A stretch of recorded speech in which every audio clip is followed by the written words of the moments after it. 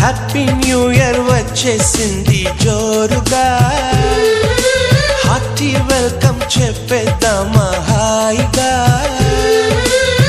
కొత్త కొత్త ఊహల్లో తెలిపోటియా, మనసులోని ఆశల్ని పంచుకో బ్రదర్.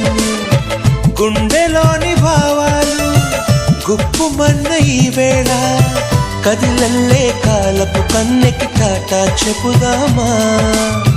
జనవరితో అడుగులు వేస్తూ ముందుకి పోదామా.